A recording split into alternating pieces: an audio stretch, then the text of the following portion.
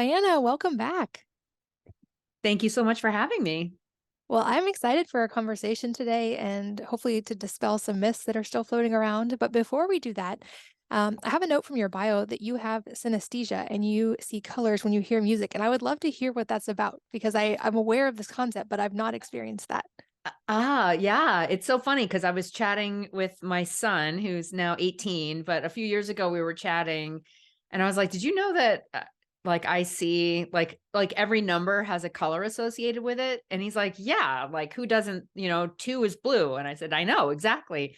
And so he's got it too. It's kind of funny. And I've heard that it's genetic. But yeah, I was an art major undergrad and paint a lot and do a lot of art on the side. And when I hear music, it's very visual for me. And I can like see colors in like full paintings when I hear certain pieces of music. That is so cool and probably really fun to get to translate that into art as a hobby for you as well. That's really neat. Yeah, totally. Well, all these skills I didn't even know you had. But one thing I did know about you is that you are extremely knowledgeable on the topics we're going to talk about today. And I think there's some important myths when it comes to this that I'm really excited to go deep on. But before we jump into the specifics of that, can you just give us a little background? I know you've been on before. We'll link to the first episode in the show notes, but about your background and how you got into this specific area of nutrition. Yeah, so I got into nutrition really because I've always been interested in what was my problem. I had undiagnosed celiac disease until I was 26. And when I got diagnosed, I went to one of the leading hospitals, one of the leading dietitians on celiac disease. And I was just sort of like handed a bunch of coupons for some gluten-free processed foods, which back then were not awesome options. There was like some really dry, crumbly bread that tasted like cardboard and like a couple of frozen meals by Amy's, which were like okay, but definitely not awesome. And so my stomach felt better, but I was still on this kind of like blood sugar roller coaster, would get like hypoglycemic often, and just didn't know what was going on with that. And I was married to a farmer and we were hosting a raw milk co-op. And I was like, who are these crazy people coming in here for their raw milk and their butter? And so I started learning more. I went to a Weston A. Price conference. I had to hear like 17 times that it was okay to eat butter before I actually ate butter. Um, and it really made a huge difference in my life to just like pull in some more animal fats. And so I decided to go back to school. First, I went to NTA, Nutritional Therapy Association, which was a great foundation because it's really hard to unlearn something. So I'm so happy that I didn't become a dietitian like straight out of college, because I would have learned, I think, everything the wrong way. So after NTA and I got that foundation in like why bone broth and butter and sauerkraut and all the things you and I both talk about are so good for you. I decided to then become a dietitian really just to get that credential so that I could work more with medical doctors, and I would just kind of have a little more credibility. So as I was in the training, I noticed just more and more people talking about why, cutting out processed foods isn't not good because it's kind of cutting out whole food groups, but yet vegan and vegetarian diets were good, because of animal welfare reasons and also because of the planet. And, I was living on this farm where, we were like pretty much a closed loop. Like you need the animals in order to have this, grow healthy kale and vegetables and all that. And I just noticed that there was no one who was in the real food space that was also talking about sustainability. And, all the conversations about like how we're going to feed the world moving forward was all like plant-based or, some of these alternative proteins and just very sort of synthetic and not real. And so I decided to really make that my passion. And it just happens to be largely focused on meat these days, just because meat is the most vilified food when it comes to, health, nutrition, animal welfare issues. And so it wasn't like I, always dreamed of being like a meat advocate from age 6, but it just sort of happened that way. So So when I decided to write the book Sacred Cow, I went to Rob Wolf, who, one of the questions that you emailed me about ahead of time was like, what book was kind of the most influential in your life? And it's hard to pick one book, but definitely The Paleo Solution was one of the most influential books in my life. And Rob is now one of my closest friends. So we had this idea for the book Sacred Cow maybe, oh gosh, 10 years ago, but we just felt like it was too soon. Like no one would pick it up. The timing wasn't quite right. Like people just weren't talking about sustainability on the scale that we really needed it to. And I know I met you at Paleo FX. And the first few years when I would go to conferences and talk about sustainability, there'd be like 3 people in the room.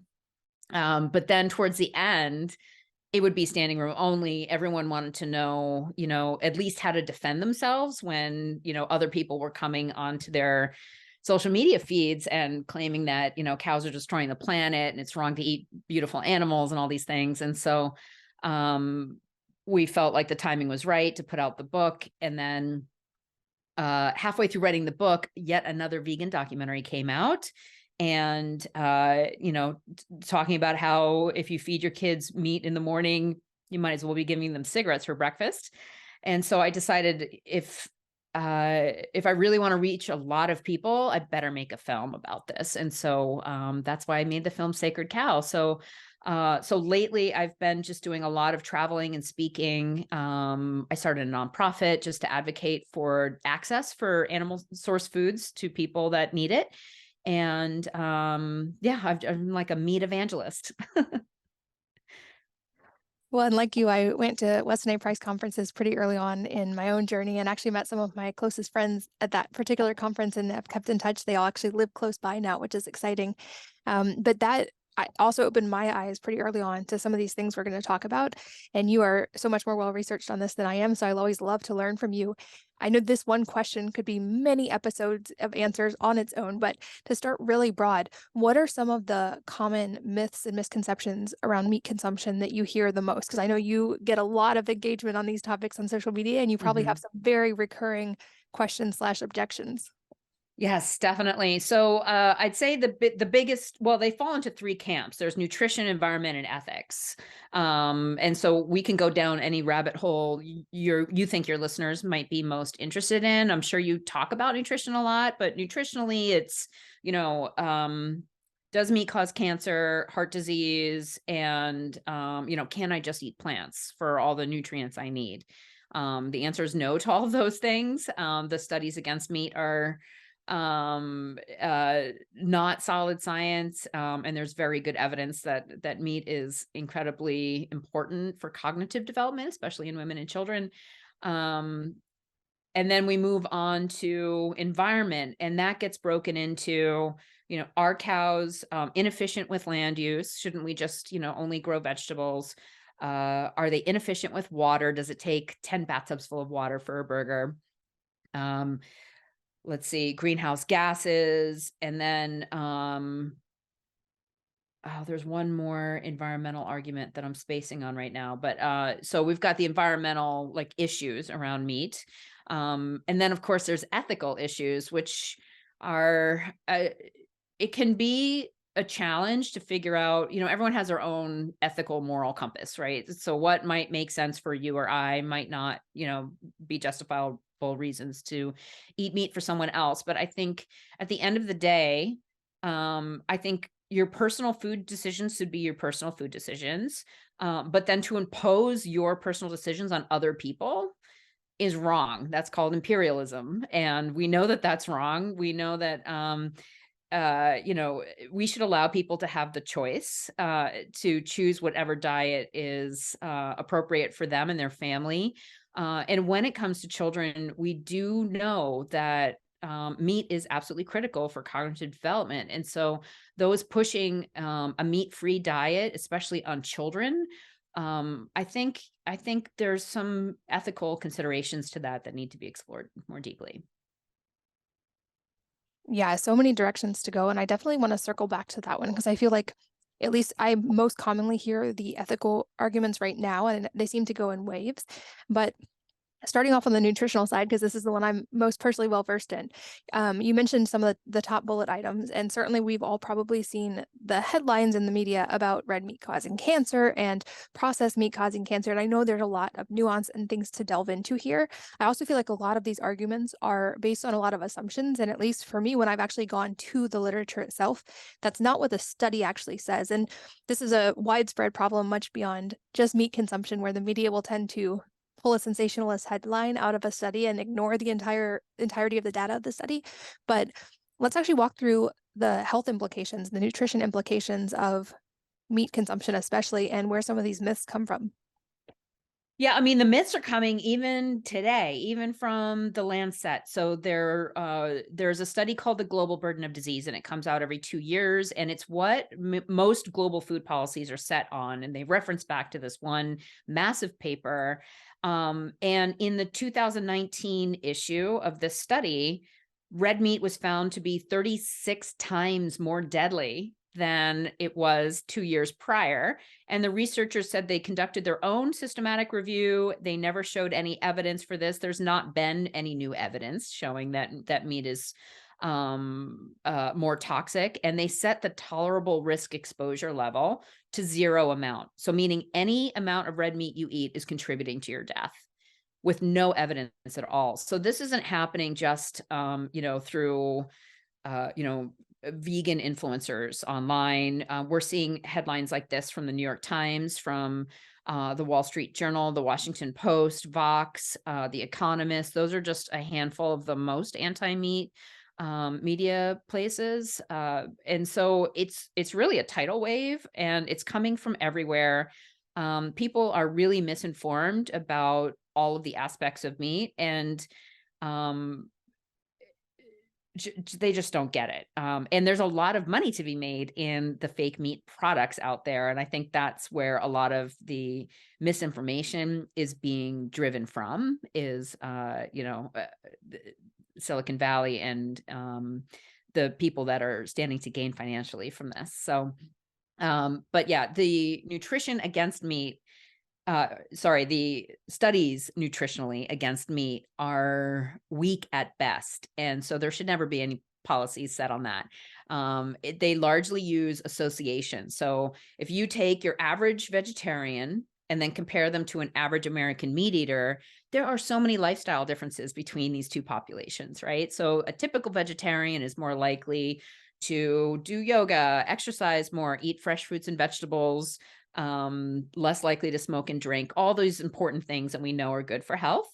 A typical meat eater in America is less likely to do those things. And, also 60% of our diet is ultra processed foods in the US. And so meat gets lumped into ultra processed foods. So when you think of a typical ultra processed, fast food meal, it might be a burger with some fries and a 72-ounce soda drink and maybe a deep fried apple pie to go with it, right? I would argue that burger patty is the healthiest thing that they're probably eating all day. So there's even a burger patty from McDonald's is just beef, salt, and pepper. That's not anything sort of like toxic and horrible in there. I know that there's like better and worse ways to raise the animals. But for people of low income, like those burger patties are definitely the way to go. So when you adjust for all those confounding factors, those lifestyle factors, they've never found any evidence that eliminating meat will lead to better health outcomes. Yeah, and I feel like this is such a widespread misconception, and just purely my own anecdotal data combined with several guests I've had recently on this podcast, my own journey in the last couple of years, I realized I was drastically under eating, and especially under eating protein. And this is one of the few things I've really tweaked in the last year. And the changes in my muscle tone have been dramatic. And we do know in the data, for instance, that lean muscle mass correlates with longevity, with aging markers, with so many important things as we get older.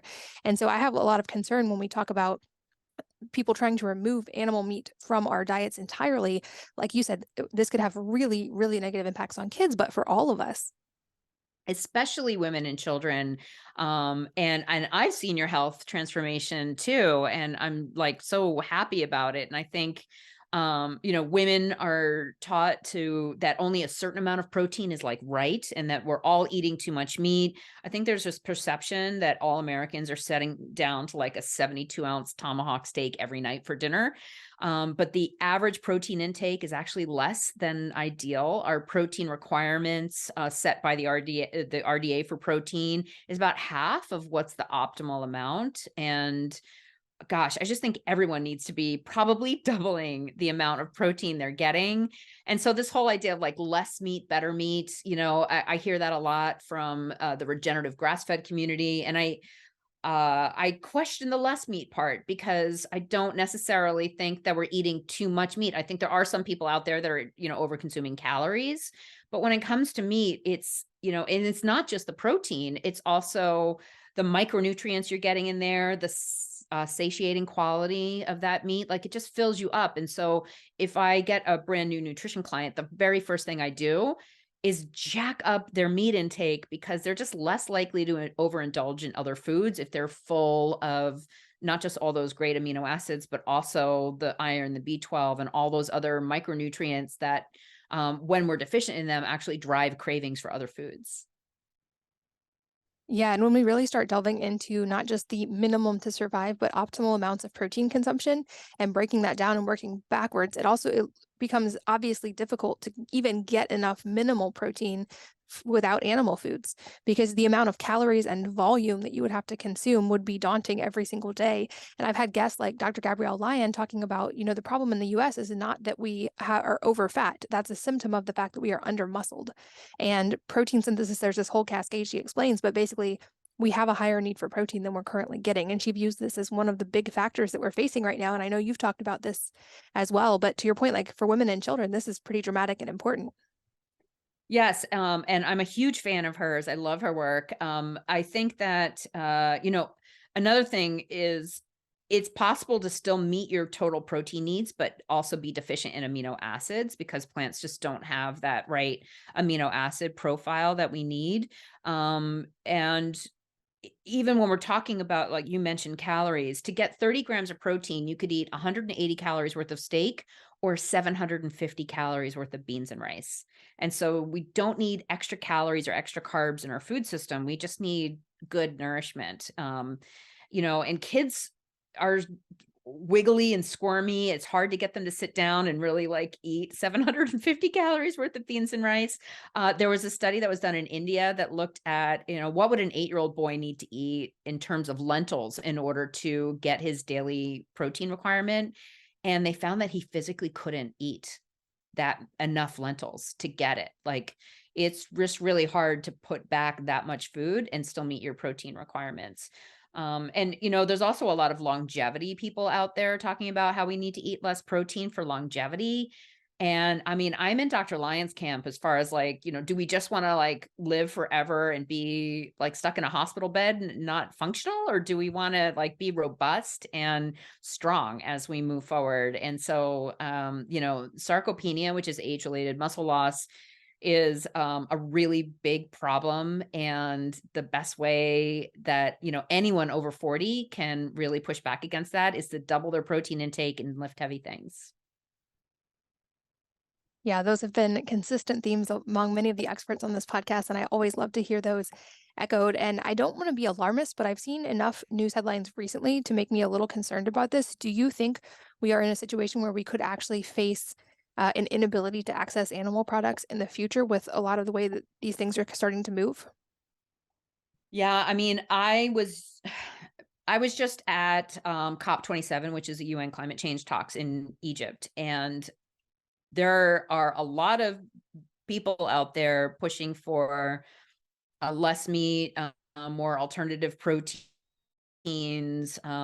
because of climate change or because of animal welfare reasons, with no nutrition education at all, with no respect for the fact that there are a lot of people that don't have that privilege of choice. There's a lot of talk about privilege these days, but people deserve to make their own choices when it comes to food. And there's a lot of people in the world that don't have the privilege to push away something really nutritious, something that might be growing locally to them.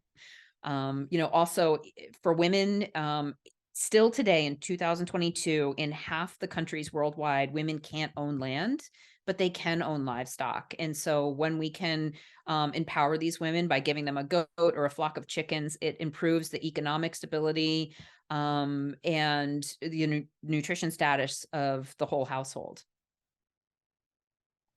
And you mentioned climate change. I feel like this is one of the reason a lot of this policy is being driven, or at least the reason given when they're pushing for these changes. Um, and we talked about this a little bit in our first episode, but I would love to kind of break down the reasoning behind this and the myths surrounding the cows causing climate change idea. Yeah. So I go through it, if anyone's curious, and maybe they've even seen my film Sacred Cow. But the book really goes into this, like we've got a whole choose your own adventure section in the beginning of the book. So people can just go through, like, do cows, are they inefficient with water or land, or, what about the greenhouse gases? And so, there's a lot of components, and it's sort of like every day I'm playing this game of whack-a-mole where, I answer, okay, this is the issue with land use, for example, and I'll go into that briefly, but I'll sort of take the moment to really kind of dismantle the misunderstanding around land use, and then they immediately switch to greenhouse gases and methane, and then I have to explain the methane issue, and then they'll say, "Well, it's wrong to kill beautiful animals." So I'm constantly just kind of like going in all these circles, explaining all the reasons, and I think that's why we're seeing less influencers online promoting meat, because it's just like kind of a liability. Like, why even lose followers, right? And I've met people who have said that to me. Um, so I think the biggest eye opener when it comes to cows and the environment is really the idea of this land use. So people say, well, cows take, 10 times more land than growing potatoes or peas. And so we should just be doing that. And what people don't understand is that most of our agricultural land, about 60 to 70% of it, can really only support grazing because it's either too hilly or too rocky, or there's not enough water, or it's just too arid. And so grazing animals like cattle and goats can actually do great on these areas. And I think there's a lot of people that, maybe haven't been to other parts of the world where there's no chance you could grow a field of soy or pea protein in order to make a Beyond Burger. Um, and so that's one of the big issues, is like, oh, so if we took the cows away, we can't just like grow more crops. And that's true. Um, when it comes to climate change, I think the methane is one of the biggest pieces that people kind of focus on as, like, why cows are so bad. But we have to understand that the methane that's coming from cattle is just recycling molecules that are already in the environment. So if you picture like one of those ecospheres, you probably have one of those for your kids with the little like shrimp inside or whatever.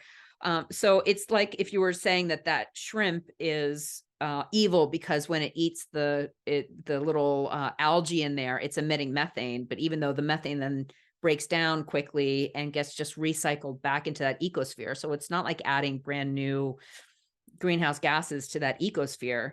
The same thing with cattle. They're eating carbon, which is grass, and through their digestive process, they're belching out methane. But that's what happens when things break down anaerobically anyway. So if the grass didn't go through a cow and get turned into protein, it would still emit methane. So the cattle are just kind of accelerating that process. But then as the methane goes into the atmosphere after 10 years, it breaks into CO2 and H2O. So H2O is water, so that becomes rain. And then the CO2 gets actually taken back up by the plants again through photosynthesis. They release oxygen, which is what we breathe. And then the carbon molecule becomes the grass again, becomes the roots, feeds the microorganisms underground, and about 40% of that can get sequestered underground. So that's very different than fossil fuels. So fossil fuels are digging up ancient methane and carbon from that's already been sequestered from the Earth's core and pumping it directly into the atmosphere without an equal exchange happening. And I'm kind of using my hands. I have I'll send you the video that we have, the animation. that helps, people understand this a little bit better. But it's like that ecosphere example that I gave you where, let's say the cattle or the shrimp inside the little ecosphere and they're, doing their thing inside, and there's a natural balance to everything inside. And that's why those things don't often die. Um, if I were fossil fuels, it would be like me taking a straw and blowing extra methane directly into that. So wrecking the ecosphere. That's what's happening with fossil fuels. Does that make sense? It does. And I feel like that nuance is not understood. And the assumption just being that cows create methane, therefore cows are bad, is the assumption that a lot of these things are based on without even the understanding of the percentages. And I've seen this from you as well on Instagram, like the breakdown of what percentage of that comes from things like fossil fuels versus cows. And that ignores the entire flip side, which is that from what I've read, there's some pretty strong evidence about cows actually being a very valuable part of the ecosystem that benefited over the long term. And if we're talking about circling back to the nutrition, needing to feed a growing world population, the nutrient density of animal foods per acre is much higher than almost anything else we can produce. So, can you talk about the beneficial aspects to the environment of these regeneratively raised? Obviously, no one is advocating for unethical treatment of animals, but like animals raised in accordance with their own nature and with the environment, how they can actually benefit. Yeah, definitely. And there's even nuance to that too, because I don't want people to let perfect get in the way of good. And so like all meat is healthy. You and I both promote grass-fed regenerative type producers. But even in the case, I just want to mention of feedlot finished beef, if that's all your family can access. I just want people to know that those animals can still be grazed in a great way for the environment before they end up on feedlots. They're not spending their whole lives on feedlots. And for every pound of plant-based protein, there are 4 pounds of waste. Those 4 pounds of waste can either be fed to a cow to be turned into protein or sit in a pile and emit methane. So I don't, I again am not advocating, like you said, for like unethical treatment of animals, but just because an animal was finished on a feedlot, it doesn't necessarily mean that it's unhealthy, was tortured its whole life. Because I've been to some feedlots and it's sort of like Club Med for cows. They just kind of like hang out and eat for a few months and then they have the one bad day. And when they're on pasture, they can either be sort of continuously grazed or moved around frequently. And so that's the type of grazing that I advocate for, is this rotational grazing. Some people call it mob grazing, but it's this idea that you want to move them frequently. So if you picture like the Serengeti and those herds, or maybe how the bison kind of moved across North America before we got rid of all of them. They weren't just hanging out in one kind of like, 20-acre paddock for their whole lives, right? They were migrating. And one of the benefits of the migrating is that the grass area gets intensive grazing and stomping, but then it gets a huge long rest. And it's really important for that rest period to happen, because that's when the magic happens. That's when the roots grow back, grow really deep. That's when carbon gets sequestered in the ground. And so there are better and worse ways to graze meat. Just because something is grass fed doesn't even necessarily mean that it was,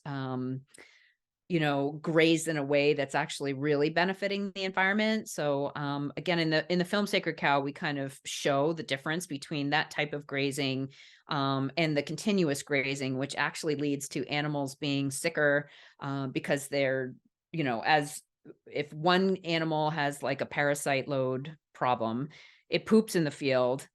If they're all stuck in the same field with that same animal, they're all going to get that parasite, right? But if these animals are moved frequently, then the flocks of birds that come down and pick through the manure are actually taking care and cleaning that process. And so the whole entire herd is getting a more diverse diet.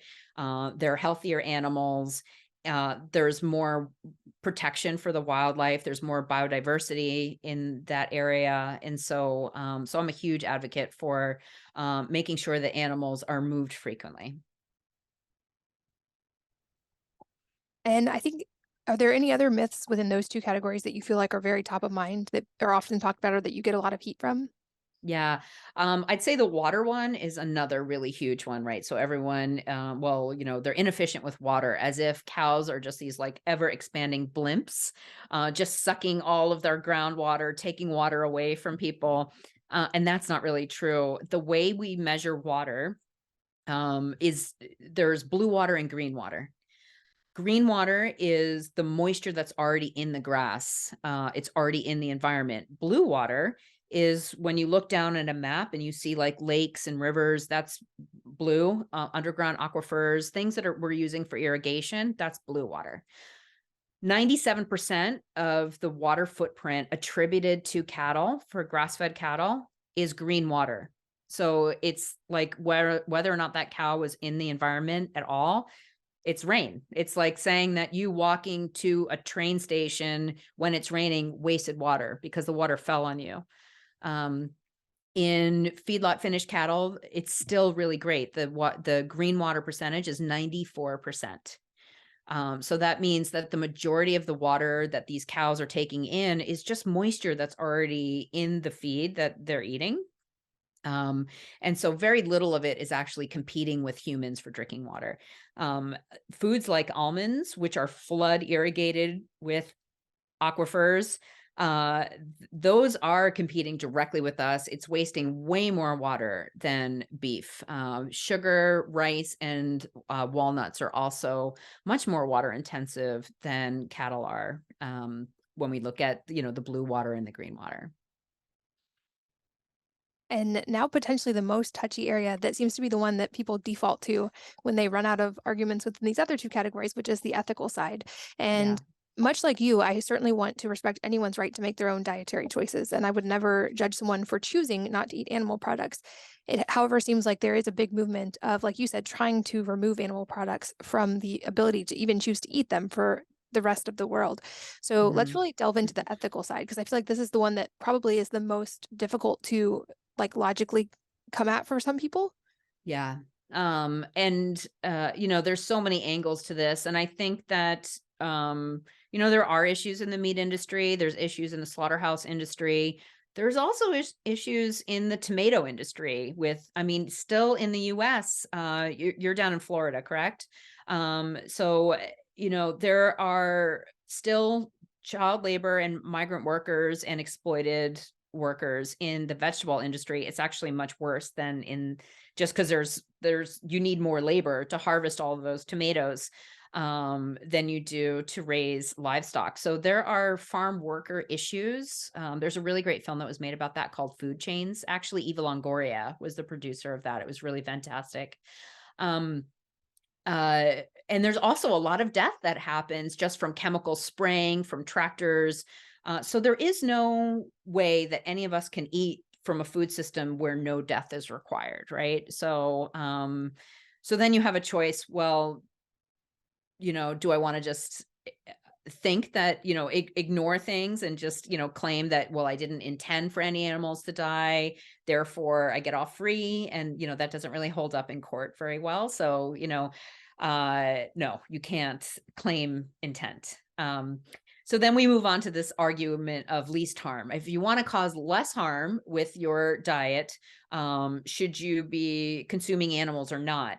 And when you actually pick apart that argument, and you consider that one cow can produce almost 500 pounds of meat, then killing one cow, especially if it was raised in one of these regenerative farms that actually increased ecosystem health, increased biodiversity and wildlife habitat, one of those animals can feed a family for a really long time, 500 pounds of meat, compared to, a typical vegan diet that maybe has some Beyond Burger or just is grain and bean heavy.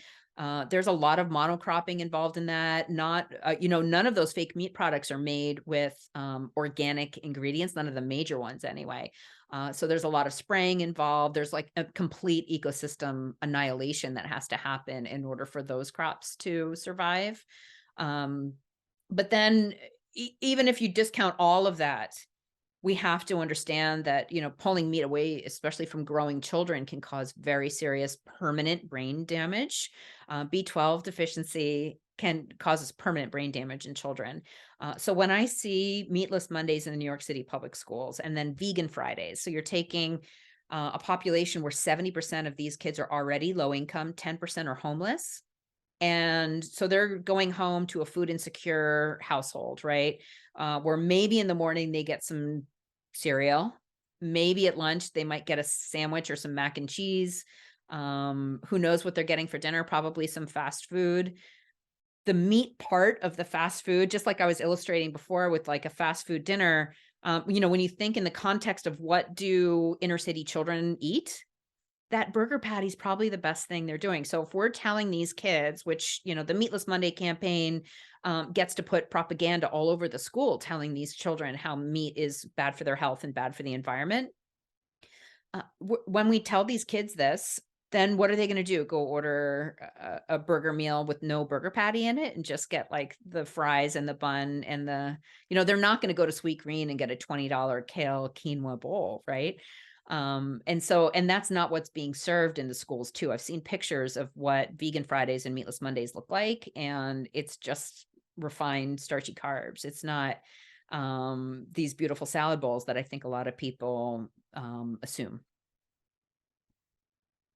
Yeah, and you brought up another point because you're right. It seems like these are disproportionately aimed at animal products. Whereas if we were going to delve into the products in different food industries, most people are aware of like the forced child labor in the chocolate industry, but we don't see many people trying to ban chocolate from the American diet. Or it's obviously very well known that smoking is harmful to your health across the board. I'm yet to hear anyone argue for the benefits of smoking, yet we haven't banned smoking in the US as a whole. And so it seems a little crazy to me that we're going after animal products when this is something you could apply to any industry and find problems in the food supply chain, certainly. And another one that's near and dear to my heart personally, I've been a beekeeper on and off for most of my life. Mm. And a lot of these monocrop commercial agriculture have really dramatic negative effects on the bee population. And of course, we all want to be aware of keeping the earth healthy and solving some of these problems. But also, if we remove the pollinators, we really drastically affect the ecosystem very, very quickly, and we're moving in that direction. And I feel like that part's not talked about enough.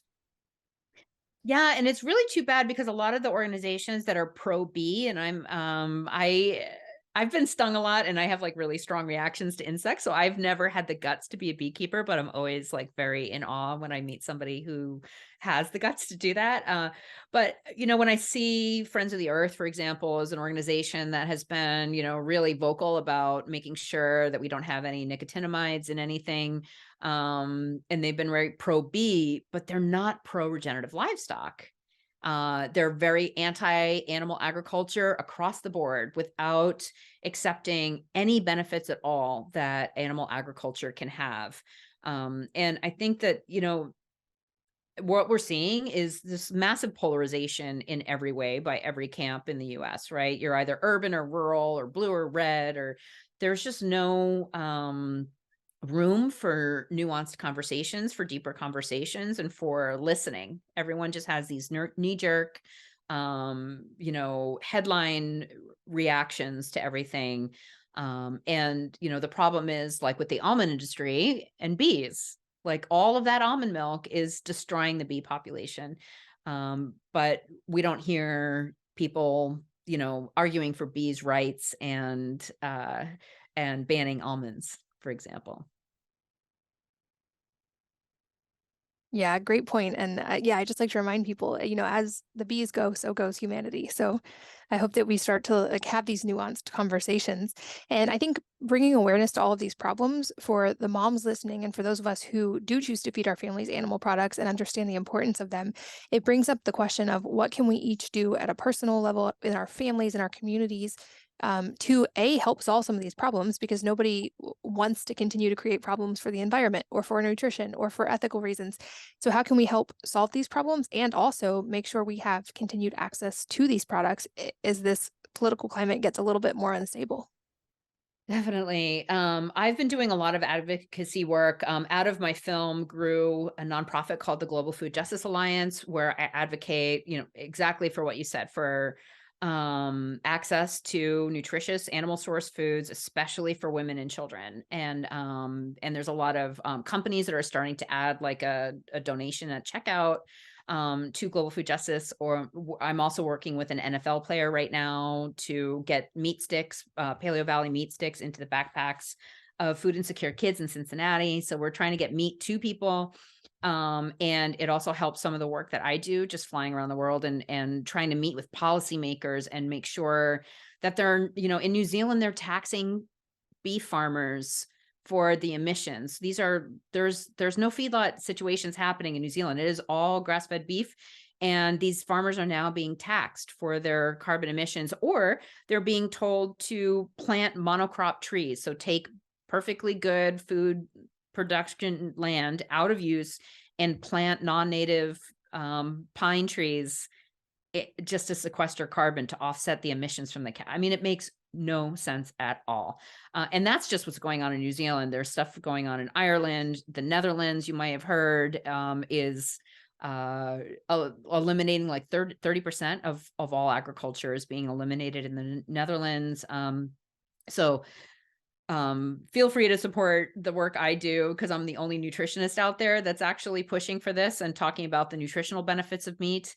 Um, we also, we have letters that people, like if their school system is starting to look like it's going vegan Fridays or meatless Mondays, we have a sample letter with all the talking points that people can just download for free and use for their own school system. I think it's only going to get worse, unfortunately, because there's this guerrilla army of animal rights activists that are super passionate about this, and it's growing. And they get into this for the animal welfare reasons, but then they get more fanatical, pulling in climate change, pulling in nutrition, and being very noisy in local governments about that. So as much as we can do to try to like support the policymakers that do understand the value also that livestock has to rural communities. Like we need small scale farms, and we need the livestock farms in order to have thriving rural communities. I mean, you drive around anywhere, especially in the South, and all you see is boarded up towns and big box stores. And that's because of the loss of agriculture. So making sure that your kids know the value of animal source foods. And that can be vegetarian too, as long as kids are getting enough eggs and milk. I think that that's okay. It's harder, but it's certainly possible. I think the real problem is with vegan children who aren't getting any animal source foods at all. There are just nutrients like choline, B12, DHA. I mean, these things, like I said, are absolutely like alarmingly critical for brain development and cannot be substituted by plants in any way. There's no like algae that can make it so that these kids have healthy brains. And so trying to make sure that your kids are eating enough animal source foods. And I just push back as much as you want. And my book has a lot of resources in it that can help you. And I definitely will link to the book and the movie in the show notes, as well as to our first episode, because we covered a lot of foundational things in there as well. But it seems like there is also a counter movement to this, and that we are seeing more and more people being open to things like backyard chickens, or like our family has ducks, and to like a lot more gardening, which is not solving the meat problem, but at least getting people in touch with their food supply. And it's bringing awareness to the idea of wanting to have that personal pulse on where our food comes from. Also, I'm a big fan of supporting. We have a local farmer who has cows, and he butchers them on site, and we have a very deep connection with our food chain through him. But I think the more we can raise awareness about these things, and all of us at scale start voting with our dollars, considering there's such a big movement voting with a lot of dollars in the opposite direction, like hopefully we can at least, hold it off. Because like we talked about in the beginning, this is alarming to me that there is a possibility that governments could try to outlaw animal products. Yeah, you're right. You mentioned a lot of things that that I completely didn't mention, but I have it in the back of the book for like what you can do and then what needs to be done at a policy level. So, unfortunately, there's a group called they're a lifestyle medicine group, and they've really gotten their foot in the door in Washington with the Biden administration. They are a vegan group. They call themselves lifestyle medicine. It sounds very benign. They talk about the pillars of healthy lifestyle, but make no mistake, within that healthy lifestyle of sleep and movement is eating a vegan diet. And so that's part of the, White House task force against hunger. And I think it's just going to be causing hunger. So I'm very, very dismayed and concerned when it comes to that.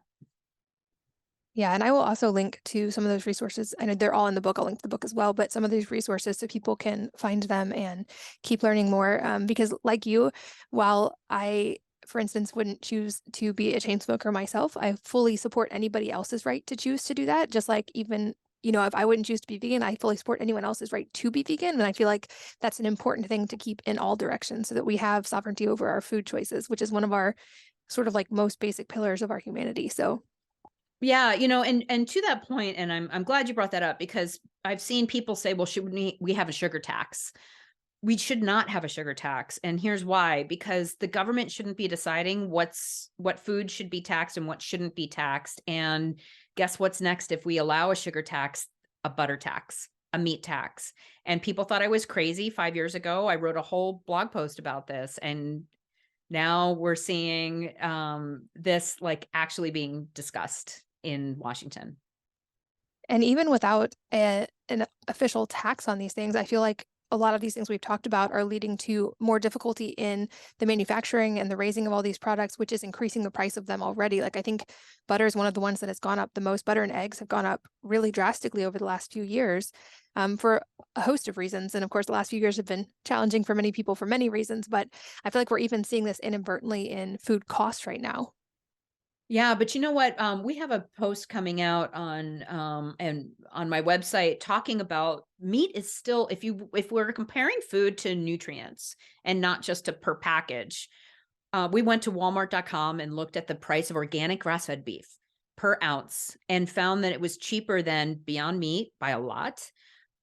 Snickers, Cheerios, foods that people don't tend to say are elitist or expensive, right? So, and that was just per ounce, not even then looking at the, micronutrient and protein values of it. So for everyone out there who thinks that meat is too expensive for them, I just want to mention that, it's actually not. But if organic grass-fed, buy from your local farmer is something that you can't access, there's still, regular meat is still going to give you those nutrients, or maybe you could go for the less expensive cuts like ground or organ meats that you can get from a local farmer that maybe, has them at a lower price.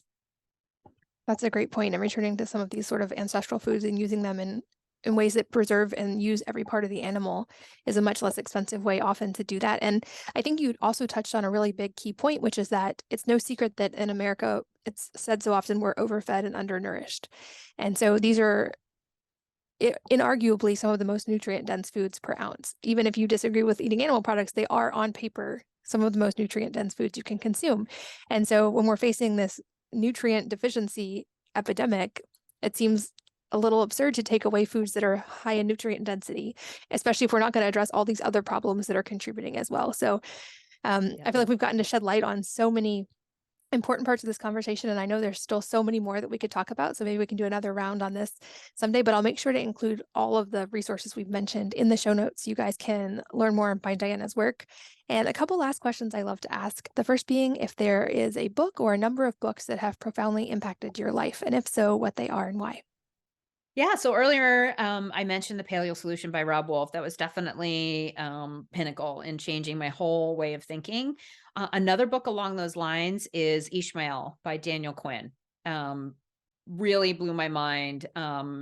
It is a sort of a philosophy book. I think Amazon has it down as fantasy, but it's just sort of it takes that ancestral framework and applies it to culture. And it's actually the first of a trilogy. Ishmael, The Story of Bee, and My Ishmael. So I highly recommend those three books. I will link to those as well, and any parting advice for the listeners that could be related to everything we've talked about or entirely unrelated. Yes.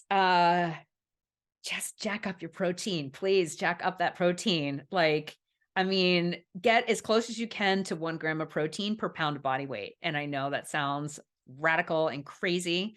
And I may lose my license as a dietitian for telling you this, but it is you can go to chronometer.com. That's my favorite tracking website, because you can see not only your macronutrients like protein, carbs, and fat, but you can also see all your micronutrients.